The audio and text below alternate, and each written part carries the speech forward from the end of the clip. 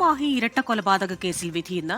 കല്ലായി ചുങ്കത്ത് BJP RSS പ്രവർത്തകരായ മടോമൽക്കണ്ടി വിജിത്ത്, കുറുന്തോടത്ത് ഷിനോജ് എന്നിവരെ ബോംബെറിഞ്ഞ ശേഷം വെട്ടിക്കൊലപ്പെടുത്തിയെന്ന കേസിലാണ് അഡീഷണൽ സെഷൻസ് കോടതി ഇന്ന് വിധി പറയുക.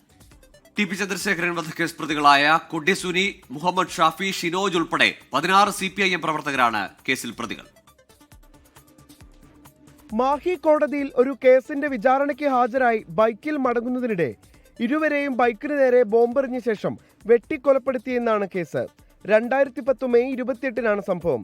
മാഹി പള്ളൂർ സ്പിന്നിംഗ് മില്ലിൽ CPIM പ്രവർത്തകരെ മർദ്ദിച്ച സംഭവത്തിൽ വിജിത്തിനും ഷിനോജിനും പങ്കുണ്ടെന്നാരോപിച്ചായിരുന്നു കൊലപാതകം. CPIM പ്രവർത്തകരായ T സുജിത്ത, കൊടിസുനി എന്ന NK Sunilkumar, TK Sumesh, KK Muhammad Shafi, TP Shamil, AK Shamas, KK Abbas, Chembra Rahul, Vineesh, CK Rajikanth, PV Vijith, Muhammad Rajeesh, K Shinoj, Faisal, Sareesh, TP Sajeer എന്നിവരാണ് കേസിലെ പ്രതികൾ. CK രജികാന്ത്, മുഹമ്മദ് രജീസ് എന്നിവർ സംഭവശേഷം മരിച്ചു. 2025 ജനുവരി 21-ന് ആരംഭിച്ച വിചാരണ ഓഗസ്റ്റിൽ പൂർത്തിയായി.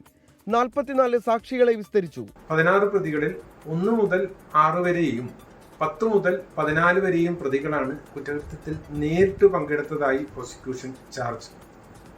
അതിൽ 10ഉം 12ഉം പ്രതികൾ വിചാരണ വേളയിൽ മരണപ്പെട്ടു. 7-8 പ്രതികൾ